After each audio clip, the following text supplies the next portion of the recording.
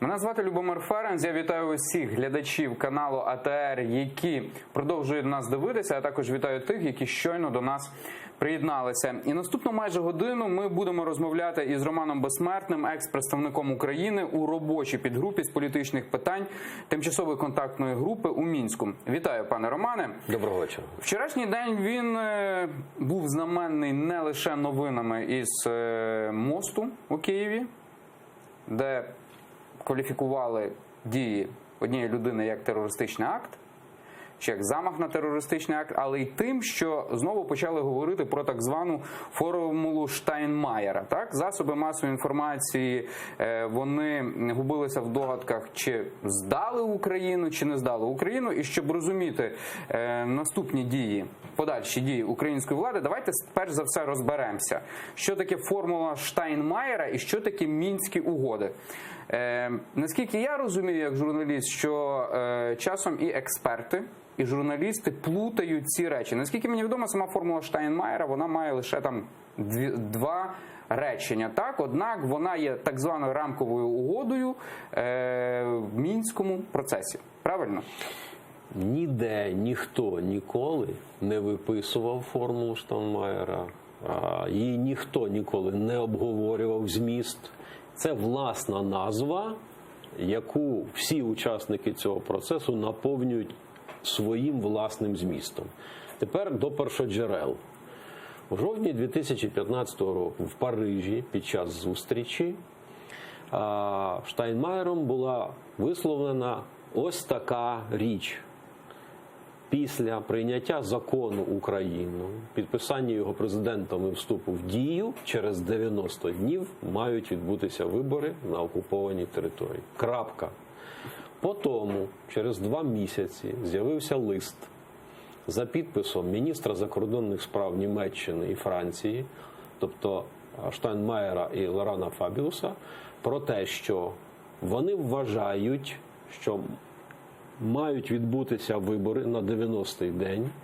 Закон про особливий порядок місцевого самоврядування в цей день вступає тимчасово в дію, діє до 20:00, а після верифікації місією ОБСЄ БДІПЛ відповідності виборів вимогам і нормам ОБСЄ вступає на постійній основі. Оце текст, я процитував, спільного листа.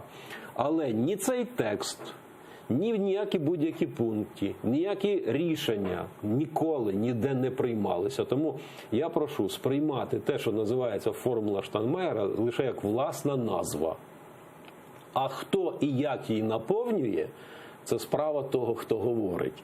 Тому мені дуже жаль, що ми дожили до того, коли в нас посадові особи розкидаються фразами «дав згоду», «не дав згоду», а при цьому на питання «а який зміст?» дати не можуть. От, пане Романе, міністр закордонних справ Вадим Пристайко сказав, що вже дав згоду на формулу Штайнмаєра і повідомив, за якою умови Донбас отримує особливий статус. Давайте послухаємо пряму мову очільника МЗС. Формула Штайнмаєра, яка обговорена і погоджена, зокрема, і мною, як представником України 2 вересня, написана абсолютно чітко. Я вже декілька разів мав можливість всім пояснити. Я використаю на сьогоднішній майданчик, щоб пояснити, що написано. Закон про особливий статус набуває попередньої такої неповної, вибачте, я перекладаю з англійської мови, так як ми вели переговори. Він вступає в дію в попередньому форматі, є, напевно, правильне слово, на момент проведення виборів. І остаточно цей закон набуває сили в момент, коли ОБСЄ БДІПЛ приймає рішення про те, що вибори, які відбулись у відповідності до високих стандартів ОБСЄ. От перше питання. Пан Пристайко, він заявив, що погодили формулу Штайнмаєра, якої теоретично немає, так? І кожна сторона, мається на увазі українська і російська, вона вкладає в це поняття своє бачення. Погодження відбулося 2 вересня. І чому тільки зараз повідомляється про ці речі? І що означає взагалі погодження? Як могли погодити речі, які можуть бути діаметрально протилежними? Я маю на увазі бачення Російської Федерації, бачення України. Скоріш за все, починаючи з 12 липня, зверніть увагу, 12 липня, коли вперше в процесі з'являється Вадим Пристайко як радник зовнішньополітичних питань президента України Зеленського, йшло проговорення цих речей. Але ні 12 липня, ні 3 вересня змісту ніхто не розглядав, бо не міг розглядати, його не існує. Це лише власна назва в документі, який було розглянуто 12 липня радниками глав держав нормандського формату, передбачалося, що трьохстороння контактна група і мінська підгрупа з політичних питань розгляне в лапках формулу Штайнмаєра зміст. Коли я з'явився в цьому процесі, я задекларував те, що Україна, яка була присутня в Парижі, чула ось таку фразу, що формула Штайнмаєра – це закон, який вступає в дію, проводяться вибори на 90 день. Все. Тепер ще одне. Зверніть увагу, закону про особливий статус немає. Те, що тільки що я почув. Є закон про особливий порядок місцевого самоврядування на території окремих районів Донецької і Луганської області. Ось що на сьогоднішній день. А в чому відмінність? В чому відмінність? Тому що на загал, коли говорять, от ви назвали закон про особливий порядок, це закон номер 6080, так 7. Так. І його на загал називають закон про особливий статус Донбасу. Однак, якщо вчитатися, то мова йде про особливий порядок місцевого самоврядування. В чому різниця? Кардинальна різниця в тому, що Росія наполягала на тому, щоб цим територіям було надано статус особливий з внесенням змін до Конституції, а не реалізовувалося місцеве самоврядування в особливому порядку. Тепер я роз'ясню. Українська Конституція термін «особливий порядок» застосовує по відношенню до Києва і Севастополя з метою звуження прав місцевого самоврядування, а не розширення. Тому статус, на чому наполягала Росія, це розширення прав місцевого самоврядування. Українська сторона, записуючи особливий порядок по аналогії з Києвом і Севастополем, домагалася звуження місцевого самоврядування. І я не випадково весь час кажу про те, що це входження в курс діла, коли люди ознайомлюються з термінологією, які входять в процес, воно веде до того, що вони допускають такі ляпи. Давайте назвемо це так зараз.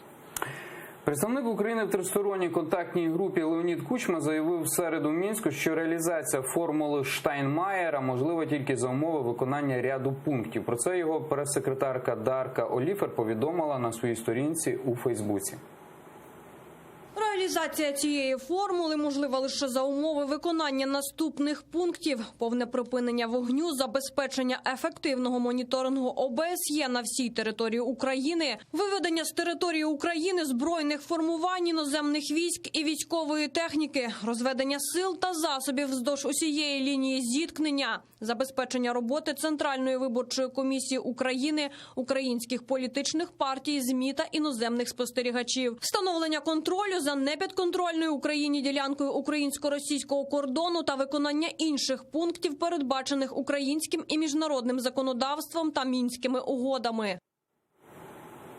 Я уточнюю, формула Штайнмаєра, вона передбачає особливий статус чи особливий порядок?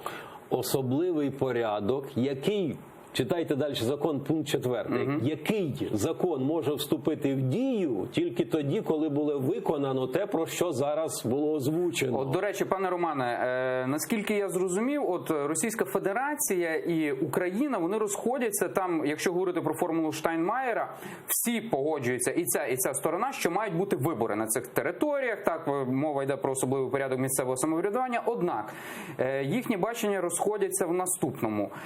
Росія хоче провести ці вибори під фактично дулами автоматів проросійських сил. Україна каже, що вибори мають бути після того, як будуть виведені російські війська, проросійські сепаратисти будуть роззброєні, і Україна відновить контроль за кордоном. Правильно? Правильно. Більше того, те, що домагається Україна, відповідає нормам і правилам і практиці ОБСЄ. до моменту знаходження на будь-якій території регулярних військ чи будь-яких озброєних формувань чи контингентів проведення політичного процесу, такого як вибори, неможливо. Тому Україна і наполягає на тому, що мають бути виконані всі умови для того, щоб запущено процес політичної стабілізації. Росія, вкладаючи в формулу Штайнмаєра свій зміст, домагається чого? Щоб не виконувати цих вимог ОБСЄ і нав'язати Україні відповідний політичний процес, який потім контролювати, більше того, не віддавати під контроль державний кордон. До речі, що там з миротворцями? Наприкінці 2017 року дуже багато говорилося про миротворців. Ви вже вийшли тоді з тристоронньої контактної групи, ви в 16-му вийшли, однак ви повернулися в 19-му, там на кілька днів, потім вас так диджиталізовано звільнили. Це вже історія. А що з миротворцями? Все-таки питання якось, так в лапках я скажу, заглохло. Питання миротворців пророблялося в 15-му, 16-му, 17-му і 18-му роках. Робота над цією проблематикою припинилася тільки після того, коли з'явилися лозунги про те, що от є відповідь, яка не потребує цього. Більше того, днями десь проскочило з уст президента, що на цьому етапі ми не вважаємо за необхідне вводити миротворців, тому що є інші механізми. З моєї точки зору, це чергова помилка і нефаховий підхід до врегулювання цього процесу. Тому що тільки залучивши сюди в цей процес ООН, регламенти ООН по запровадженню режиму тиші, регламенти про контроль за режимом тиші, регламенти відповідальності за порушення режиму тиші, тільки тоді можна домогтися демілітаризації і запуску процесу політичної стабілізації. Власне, про що йде мова? Мова йде про те, щоб іти на політичний процес такий, як вибори, розуміючи, що вони будуть відповідати правилам ОБСЄ. Те, що зараз вилаштовується, апріорі говорить про те, що вибори пройдуть, вони будуть невизнані ОБСЄ, але ті самопроголошені уряди і самопроголошені держави отримують легітимність. Ось чого домагається Росія в цій ситуації. І це буде як такий апендикс? Це буде Абхазія, це буде Придністров'я, це буде Осетія, але це буде не Україна. Якщо говорити про вибори, так, давайте змалюємо ситуацію. Теоретично, якби Росія погоджується на умови, які висуває Україна. І чому Росія не хоче на це погодитися на даному етапі? Дивіться, виходять російські війська, виходять автомати, роззброюються сепаратисти і так далі. І дуже багато в Україні ведеться дискусія, що робити з тими людьми, які хочуть Росії на цій території. І фактично вибори можуть бути проведені за українськими законами, за спостереженням ОБСЄ, і люди можуть проголосувати за проросійських висуванців. Логіка проста. Я просто оголю питання зовсім. Росії не треба ні ці нещасні люди, ні ця територія. Росії треба руками Донбасу, руками цих людей задушити Україну. Ось про що йде мова. Росія поставляла туди зброю і буде поставляти. Який би режим там тиші не оголошувався, вона буде давати накази стріляти. У ці дні, коли йде мова про те, щоб розводити війська там в станиці Луганську, в Петрівському, в Золотому, Росія туди спрямовує основні боєприпаси, зброю, контингенти військ і так далі. Тому Росії не потрібен там мир. І Росія буде різними способами, особливо Путін, створювати передумови, щоб ця рана кровоточила. Є тільки один механізм, який може спрацювати. Мова не йде про вимоги України. Мова йде застосувати правила ОБСЄ до всіх процесів. Не може відбутися і бути запущений політичний процес, якщо ситуація не дійшла до демілітаризації, демобілізації, відведення, виведення і так далі, вичистки. Треба зрозуміти, що які б вибори не відбулися, якщо там регулярні війська присутні, якщо там присутні різного роду загони військові і так далі, ці вибори не будуть і не можуть бути визнані легітимними і законними. Тому про що йде мова? Росії треба провести процес і потім розкрутити на весь світ, що там обрана легітимна влада. Все, що треба росіянам. Вони мають величезний динамік, вони Україну перекричать в цьому плані, тому вони цього й домагаються. Дивіться, пане Романе, ви сказали, що Росії не потрібні вибори, а потрібна кровоточива рана. Однак, коли теоретично відбудуться вибори на цих територіях, то є ще одна велика група людей, яка може проголосувати не на користь Росії, так, не на користь там особливого статусу чи особливого порядку, це переселенці. Ну, точно так, як існує власна назва формула Штайнмаєра, точно так існує ще одна власна назва, яка називається модальності виборів, де все крутиться навколо балансу голосів. Чому? Тому що Росія наполягає на тому, щоб участь у виборах брали тільки ті, хто сьогодні, зараз живе на території окупованій. Не враховувати, не допускати до голосування так званих внутрішньо переселені особи. Кількість внутрішньо переселених осіб і тих, хто зараз на тій території проживає, вона приблизно однакова. Звідси баланс буде колесуватися в одну або в другу сторону. І дуже важливо, коли кажуть про формулу Штайнмаєра, треба розуміти, який зміст у неї, бо це порядок місцевого, особливий порядок місцевого самоврядування. Коли йде мова про модальності виборів, то це хто буде голосувати, як організувати вибори, щоб проголосували всі, хто на момент початку війни на цій території проживав. Бо вони є і мають право, як громадяни України, обирати своїх представників до органів місцевого самоврядування. А Російська Федерація на цю умову не погоджується? Не погоджується. На які наполягає українська сторона? На які наполягає українська сторона? Українська сторона говорить про те, що всі, хто там жив, мають взяти участь у голосуванні. Російська сторона, що це тільки хто зараз там проживає, можуть голосувати в цій ситуації. Я правильно розумію, що порядок, особливий порядок на цих територіях – це вже питання закрите, він буде? Особливий порядок буде тільки тоді, коли будуть виконані вимоги, про які озвучено було в Мінську представником у трьохсторонній контактній групі. Так говорить закон України. Особливий порядок не може бути запущений у відповідності до цього закону, якщо ці вимоги, 10 пунктів, не будуть реалізовані. Так, формула Штайнмаєра – це альтернатива тому, от так, як вона озвучена російською стороною. На ці 10 пунктів росіяни не зважають. От де сіль. Тобто вона в особливий порядок вступає, тому що вступає. А оці вимоги, бо закон прийнятий. Так, а оці вимоги, про які йде мова, не включаються в дію. Чому зараз знову повернулися до цієї формули Штайнмаєра за Володимира Зеленського? Колись вона так сильно не лунала. Вона лунає тому, що і Зеленський, і молода команда входить в курс діла і в оцих нюансах, про які ми зараз говоримо, не орієнтується. Нечиста сила криється в оцих нюансах. Хто буде голосувати? При яких умовах закон вступить в дію? Тому що від цього буде залежати, це буде Україна, чи це буде та рана, яка буде далі кровоточити і буде руйнувати Україну.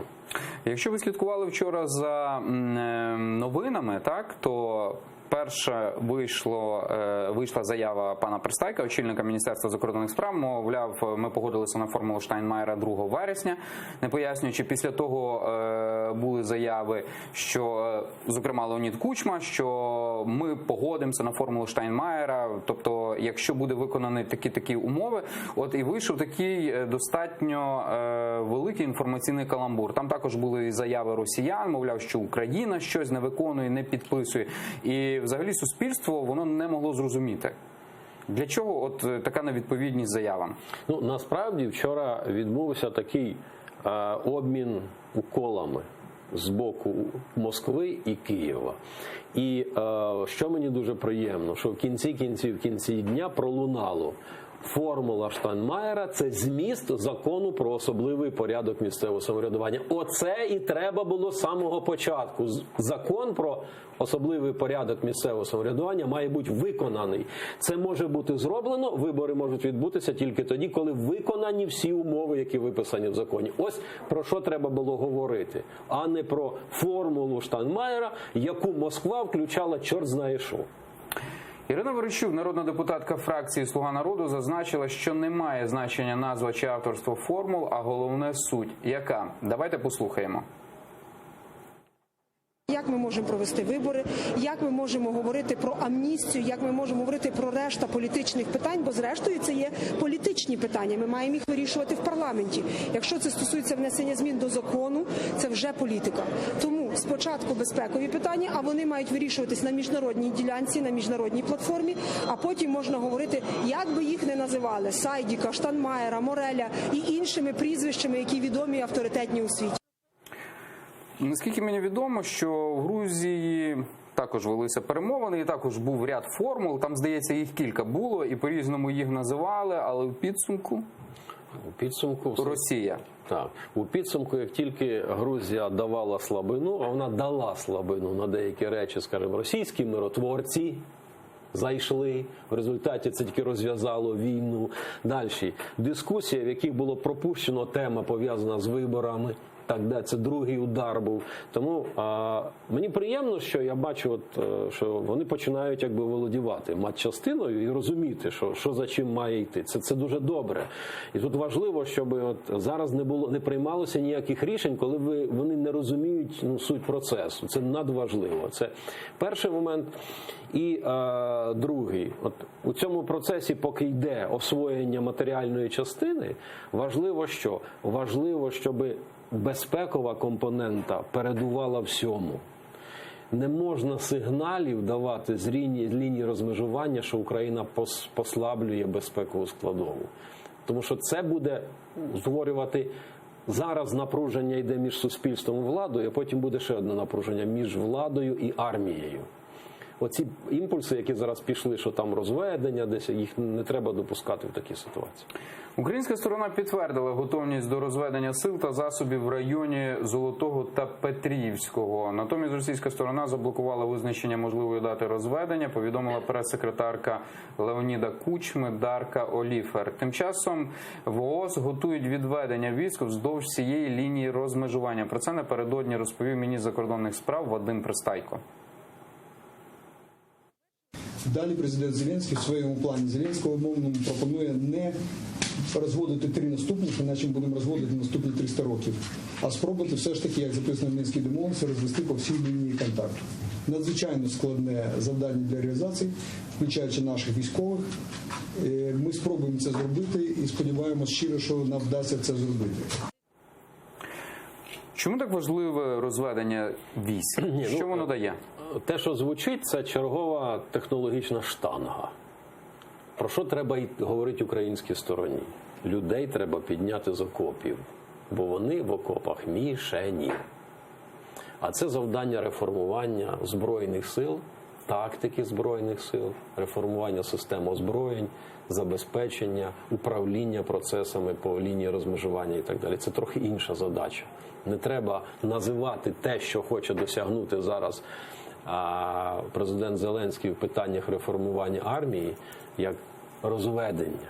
Чому? Поясню зараз. Тому що на лінії розмежування є пункти і об'єкти, від яких принципово не можна відходити. Поясню зараз. Водозабори, системи енергопостачання, газорозподільчі комунікаційні системи, системи водозабезпечення, далі транспортні мережі і так далі. Тобто є пункти, при відведенні від яких або при зміні системи управління вони можуть бути паралізовані. Тому в даному випадку йде мова про зміну моделі контролю цих пунктів і лінії розмежування. Отак треба правильно говорити про те, чого домагається українська сторона. Бо, зверніть увагу, де гинуть? Гинуть, власне, отут, коли снайпери працюють, коли працюють диверсійно-розвідувальні групи і так далі. Треба змінити, власне, тактику ведення війни в цій ситуації. І також українська сторона підтвердила готовність до розведення сил, так як ви сказали, так, в районі Золотого та Петрівського. І окрім того, президент Володимир Зеленський призначив на посаду представника України в робочій підгрупі з політичних питань тристоронньої контактної групи Олексія Резнікова. Давайте нагадаємо, про що йдеться в указі президента.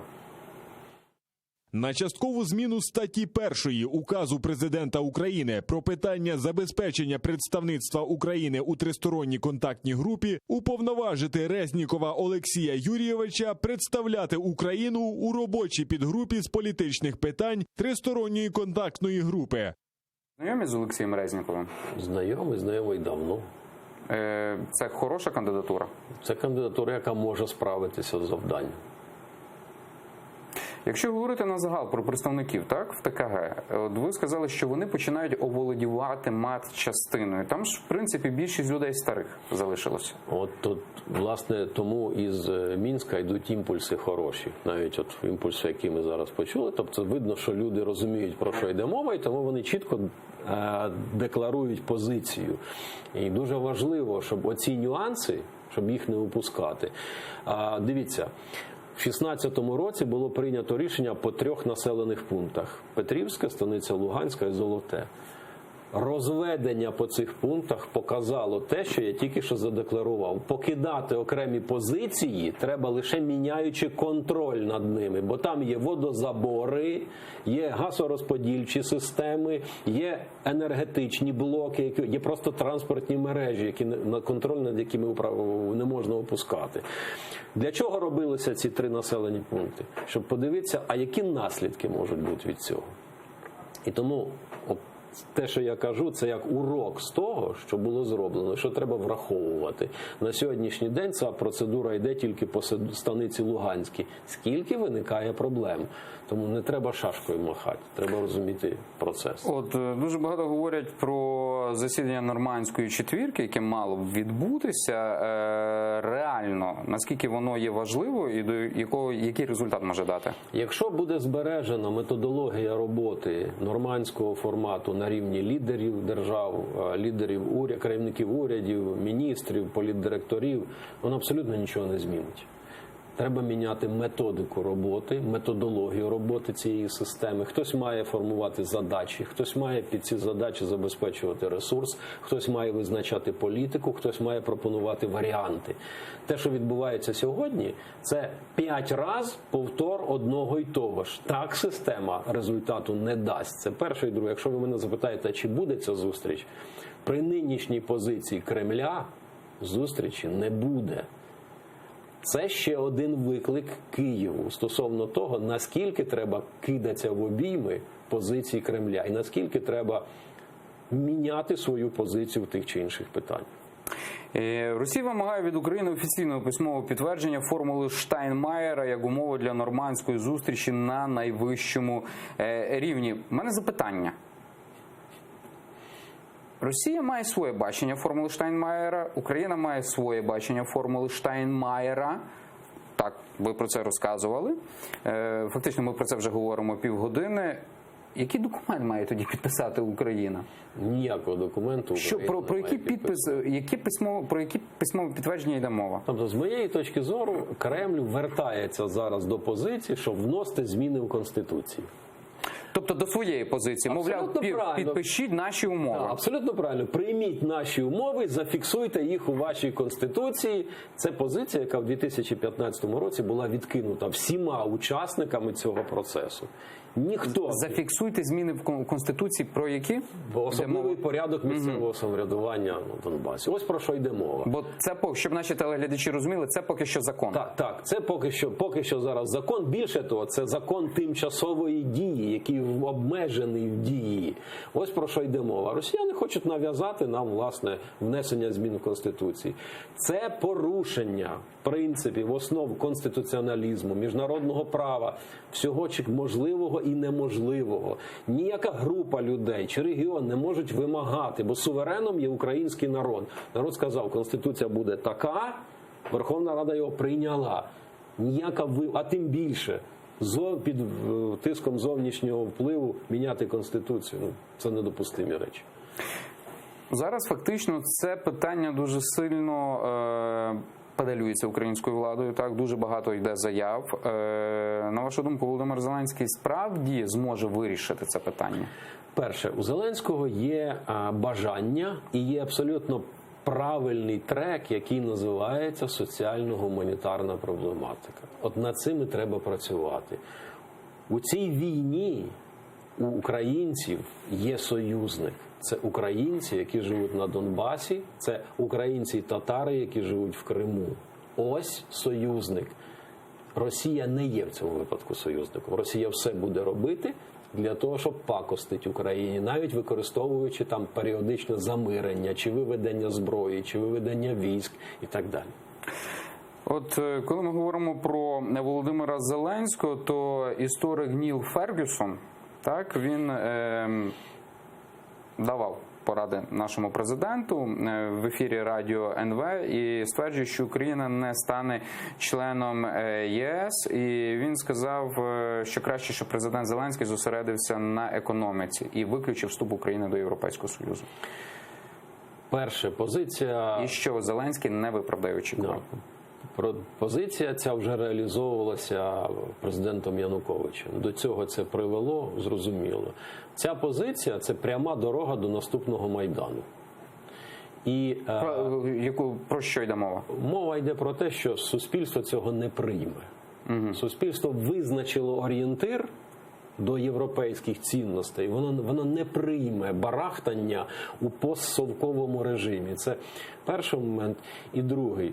Мене дуже турбує те, що, починаючи від Фергюсона, закінчуючи багатьма сьогодні, Україну вертають у російський дискурс.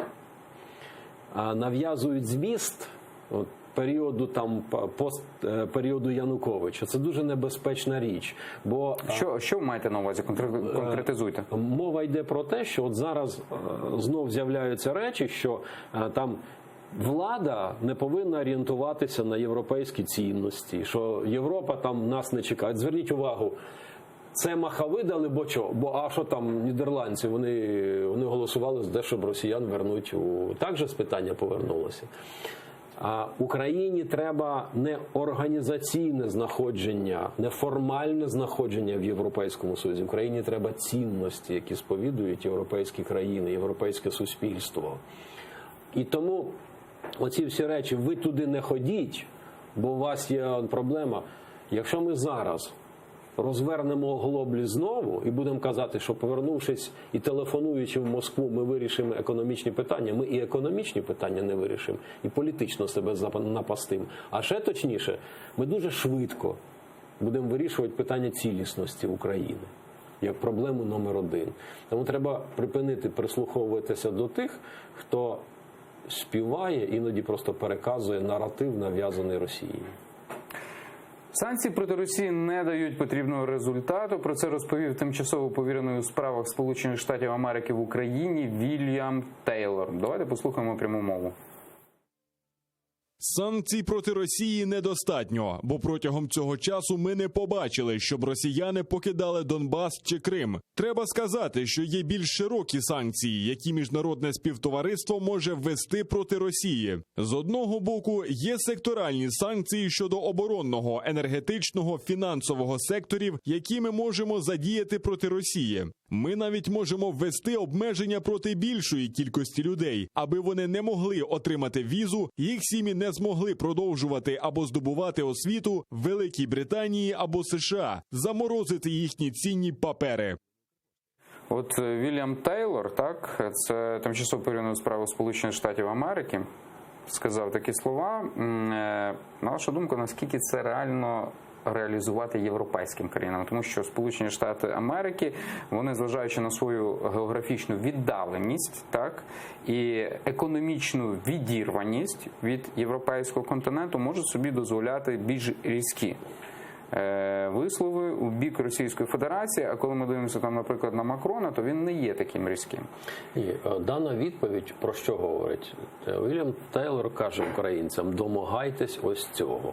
Угу. А не збочуйтесь на формулу Штайнмаєра, там розмови про модальності виборів і так далі. Ось ваша дорога. Ось ваша дорога, яка змусить Росію мінятися. І він абсолютно правильно акцентує увагу. Власне, він вертається до позиції України 2015-16 років. Треба збільшувати санкції, треба збільшувати антипутінську коаліцію, треба задіювати її до цього процесу, треба ініціювати нові оборонні концепції в Центральній Європі, в європейському континенті. Треба до тями приводити політичне керівництво і суспільство європейських держав, які під тиском російської корупції і інформаційного пресу фактично лягають перед Росією. Тенденції дуже небезпечні. Разом з тим, Сполучені Штати дуже добре розуміють, що глобальна безпека рухнула, континентальна безпека рухнула. Найбільше загроза сьогодні висить над центральноєвропейськими країнами, тому що вони перші, хто дотичні з агресією Російської Федерації. І тому Україна на сьогоднішній день – це той щит і той автор, який може навколо себе групувати сили, здатний зупинити Росію, але не задавити агресію Росії. Україні треба підтримка Європи. Чому це треба робити? Тому що рано чи пізно, якщо Путін доб'ється свого і нав'яже економічну модель, особливо енергетичну Європі, Європа ляже в підпорядкування Москви. Це дуже небезпечна тенденція. Сьогодні у Брюсселі відбувається третій раунд тристоронніх переговорів на політичному рівні з Росією та Україною щодо довгострокового транзиту газу через Україну після 2019 року. Газ – це фактично важіль впливу, так, на багато речей. Це не лише економіка, але й політика. Україна що зможе виторгувати там собі, не лише в економічній, але й в політичній площині?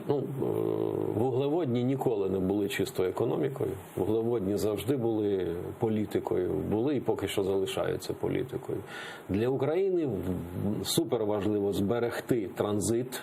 Він буде збережений. Інша проблема в якому об'ємі, тому що це доходи українського бюджету з одного боку, а з іншого боку це політичний союз України і держав Європейського Союзу. А третє – це дорога України до європейської спільноти. Звідси послідовність України, спадковість поведінки в цьому питанні, стабільність, гарантування чіткого виконання угод, які можуть бути реалізовані. Це ті речі, які конче необхідно Україні демонструвати перед європейськими своїми союзниками в питаннях енергетичної політики, дотримання протоколу енергетичного європейського, транспортування і виконання контрактів по поставках і транзиту газу до Європи. І не тільки газу. От сьогодні також російська газета «Коммерсант» опублікувала так звану єдину редакцію формули Штайнмаєра, яку напередодні так і не підписали у Мінську. Так, видання «Українська правда» про це повідомила. Документ займає півсторінки і прописує імплементацію формули Штайнмаєра в українське законодавство. Я трохи прочитаю. Згідно з ним, закон про особливий статус набуває чинності о 20-й годині за місцевим часом у день голосування на позачергових виборах в окремих районах Донецької і Луганської областей, які призначені проведенню відповідності з Конституцією України і спеціальним законом України, що регулює позачергові місцеві вибори у вище зазначених районах. Крім того, у документі зазначається, що закон про особливий статус буде діяти на тимчасовій основі до дня опублікування місією спостерігачів ОБСЄ підсумкової доповіді про вибори, коли і якщо ОБСЄ визнає вибори відповідними всім стандартам, закон почне діяти на постійній основі. Власне, це те, що я казав, виходить із листа, підписаного міністром Штайнмаєром і Лораном Фабіусом. Про безпеку нічого не йдеться. Так, але нема ні про безпеку, ні речей, які ми говорили стосовно демілітаризації, демобілізації і так далі, і так далі. Тобто це російська трактовка. Це свідомо уникає Росія, наприклад, питань, які найбільше турбують Україну. Це не просто свідомо, це свого роду така розробка, яка торпедує навіть ті домовленості, які вже були досягнуті в цьому процесі. На нараді ОБСЄ у Варшаві українська делегація продовжує наголошувати на фактах грубих порушень прав людини в окупованому Криму. Про це нам розповіла представниця Кримської правозахисної групи Ірина Сєдова. Зараз у нас є журналісти Кримської солідарності, які регулярно висвітлюють тиск на кримських мусульман, висвітлюють тиск на українців, Українську православну церкву. Зараз вони кинуті за грати за фальсифікованими звинуваченнями, просто за те, що вони не боялися, знімали і писали про порушення прав людини у Криму. Журналістку Гульсум Халілову, новий кейс, вони оголосили її в розшук, звинувачують в тому, що вона начебто там приймала участь в якомусь збройному формуванні, хоча насправді вона просто виконувала виконувала свою журналістську роботу. І це кричущі порушення, про які треба говорити. Ми документуємо всі ці факти і потім розповсюджуємо на всіх міжнародних майданчиках. От вже неодноразово піднімалося питання європейськими нашими партнерами про міжнародних спостерігачів у Крим. Наскільки це реально? Протиснути це питання. Все-таки ця площадка могла би принаймні вирішити якось. Перше, рішення в ОБСЄ приймається консенсусом. Тому Росія буде блокувати це рішення. Це перше. Друге, ОБСЄ, так як і Рада Європи, знаходиться на фінансовій голці Кремля. Ну, коротше кажучи, залежить від Кремля. Тобто членські внески, так? Не тільки членські внески. Якщо ви подивитесь по апарату, по тих, хто працює в ОБСЄ, це зазвичай люди, які є в наглядових радах міжнародних корпорацій з участю російського капіталу, самого різноманітного штибу. Частина з них, до речі, пройшла через Мінськ. Де відомо було хто і так далі. Тому дивіться на ОБСЄ на сьогодні як на один із свого роду одну з європейських організацій, яка знаходиться під колосальним впливом, а і контролем Кремля. Тому для мене очевидно, що допустити моніторингову місію в Криму вони не зроблять нічого, щоб це реалізувалося. Разом із тим, треба чітко розуміти, що в рамках Ради Європи, ОБСЄ можна домогтися того, щоб моніторинг здійснювався в Росії як члена Ради Європи. Згадайте, по Україні моніторингова місія працювала 7 років. Коли Україна виконувала вимоги. Точно так і зараз рішенням Ради Європи або виконавчих органів Ради Європи можна домогтися моніторингу на території Російської Федерації, таким чином дати відповідь на питання, яке пов'язано з а що робиться в тому числі і в Криму. Домогтися. Так? Ну, принаймні на папері. Так. А фізично? Ну, фізично буде все набагато складніше, але принаймні в офіційних документах, які там проходитимуть, це не означає визнати Крим територією Росії, це означає визнати анексію Росією Криму і задекларувати речі, які можна отримати оперативним способом. В тому числі завдяки делегації України, яка працює в Раді Європи. До речі, коли говоримо про Крим, то питання Криму, вона з роками якось відходить все на другий план. Так? І от є така когорта людей з радофілів, мовляв, вони час від часу повторюють, що Україна хоче обміняти Донбас на Крим. Мовляв, Крим віддамо, принаймні повернемо Донбас. У вас яке враження складається? Ну, перше, це, до речі, належить до цих вивчення матчастини про те, що я кажу. Дійсно, нові люди менше, використовуючи слово Донбас, говорять Крим. Я завжди казав про те, що там, де ми говоримо Донбас, треба зразу казати Крим. Тому що Російська Крим, Федерація, Донбас, вона ці питання Донбас, хоче якраз розвести. Тому що росіяни роблять все для того, щоб... І санкції на Російську Федерацію накладені саме за анексію Криму, а не за Донбас. Абсолютно правильно. Більше того, якщо взяти весь об'єм санкцій, то левова частка з них за анексію Криму. Я вже не кажу, там персональні санкції по відомих фігурах, таких як Медведчук там, і так далі. Тому в даному випадку Україна інформаційно просідає тут і організаційно. А ініціативи по відновленню Женева Плюс, які пов'язані з Кримом. Далі згадування і наполягання на тому, щоб тема Криму зайшла в ТКГ в Мінську. Це речі, які є обов'язковими. Раніше це практикувалося, про це постійно говорили. От, я не знаю чому. Очевидно, що просто люди входять у курс діла і вони не дуже, скажімо, розуміють, що дитина, яка знаходиться в утробі матері, якщо їй дати слухати музику, вона піде до консерваторії і буде займатися великими справами. Якщо їй стукати дручком, вона тим буде займатися все життя. Тому даремно нинішні молоді керівники, коли кажуть Донбас, не кажуть Крим. Коли кажуть Крим, не кажуть Донбас. Це речі, які мають озвучуватися завжди постійно разом. А от на вашу думку, так, наскільки б Російська Федерація погодилася на такий розвиток подій, мовляв, ми вам віддаємо Донбас, фактично вас залишаємо в спокої, ми хочемо Крим, знімайте санкції і живемо в лапках як братні народи. Не треба бути наївним. Чи цього не буде? Мета Російської Федерації – знищити Україну. А якщо нам вистачить безумства, то ми можемо піти на таку річ. Поки жива Україна, Крим є шанс бути державою кримських татар, бути вільним. України не буде вільного Криму, не буде вільного Донбасу, буде кругом Кремль. Як Кремль відноситься до своїх національних народів, націй, народів, які на його території живуть, ви всі прекрасно знаєте. Тому тут зайві аналізи будь-які. Мета Криму і Кремля і його зміст – це імперіалізм, це поневолення народів, це знущання над народами. І те, що відбулося в Удмуртії днями, це лише доказ того, як Кремль бачить свою політику по відношенню до народів, етнічних груп, націй і так далі. Володимир Зеленський минулого тижня заявив, що у нього є ідеї щодо деокупації Криму, втім деталей планів не розкрив. Нагадаємо заяву президента. Найскладніша ситуація, я думаю, у нас буде саме з поверненням Криму. Скажу чесно, ми думаємо, у нас є декілька форматів, є декілька ідей, але я не можу вам про це говорити. Це зарано, це буде як, дивіться, як з обміном, тому я не хочу, щоб хтось використовував наші ідеї.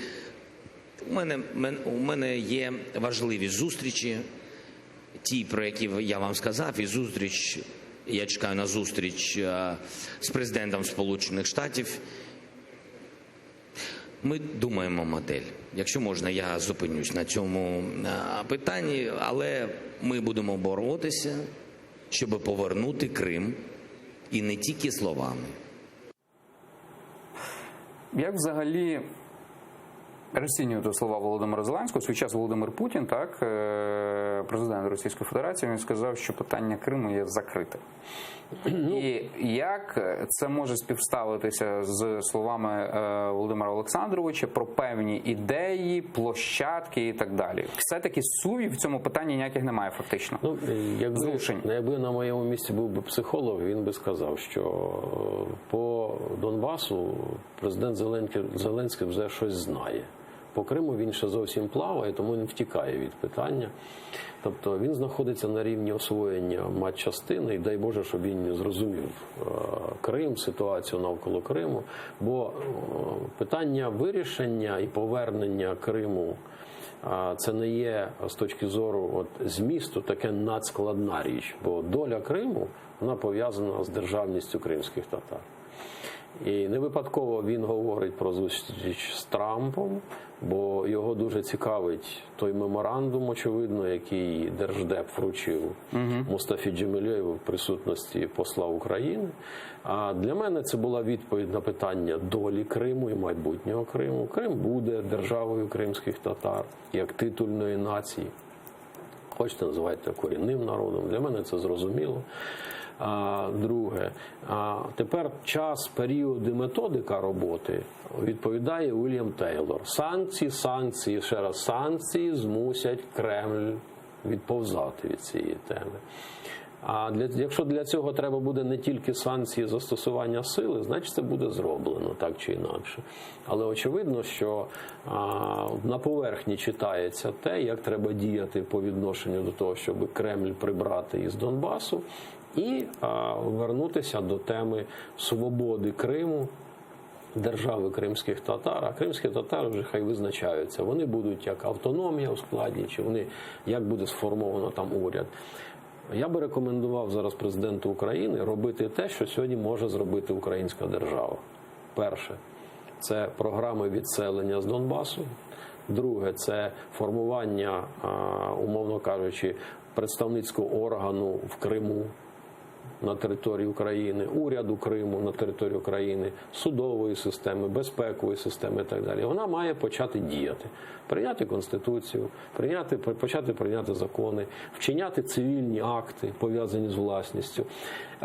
Настав час, коли Вашингтон має підняти питання про розрахунки за кредити джойнту, який видавався радянській владі в Криму, підняти питання про повернення власникам землі, яка була заставлена, кримська земля, по плану так званої Кримської Каліфорнії і так далі. Тобто на сьогоднішній день в руках Сполучених Штатів Америки і України є чудові механізми, як змусити Кремль виконати зобов'язання, які підписувала Росія як член Організації Об'єднаних Націй, Ради Європи і так далі. Є декларація прав націй на самовизначення, прав народів. Будь ласка. У свій час ви згадували про таку площадку, як Женева Плюс, яка пропонувалася, так? Там питання Криму пропонувалося виносити, так, розв'язання. Чому не вдалося нічого? Ну, власне, це і була площадка, яка ініціювалася для того, щоб почати цей процес. Чому це не вдалося? З моєї точки зору, тут не настільки наполегливою була українська сторона і європейці. Тобто вони дали слабину, вони зосередилися на питаннях Донбасу, що в свою чергу породило оце ченч, оцей Донбас, Крим, ну і запустило дуже багато негативних речей. Нам треба відновити наполегливість в цьому плані, змусити без Росії, так, на першому буде розмова без Росії. Бо це відповідь в тому числі на питання угод, які підписувалися в Європейському Союзі, гарантії, які давалися Україні і так далі. І тому тут уже настав час, коли в тому числі від європейців треба вимагати. Ви давали гарантії. Будь ласка, давайте будемо вирішувати питання. Це дасть можливість виходити на додаткові санкції, додаткові вимоги відносно Росії. Коли ви говорите, ви давали гарантії, це до членів підписантів Будапештського меморандуму Не чи тільки і ширше? Це мова йде і ширше, тому що є у міжнародному праві таке поняття, як багатосторонні угоди, де сторони гарантували один одному там певні речі. Це стосується, скажімо, хартії енергетичної, зокрема, і так далі. Ви вимагаєте від Нафтогазу України певних дій, укладаючи контракти. А чого ви не вимагаєте від Газпрому? Що ви підіграєте Газпрому в цих речах? Газпром видобуває, транспортує, продає. А Україні ви кажете, що цього не можна. Добре, Україна це робить, вимагайте це від Газпрому.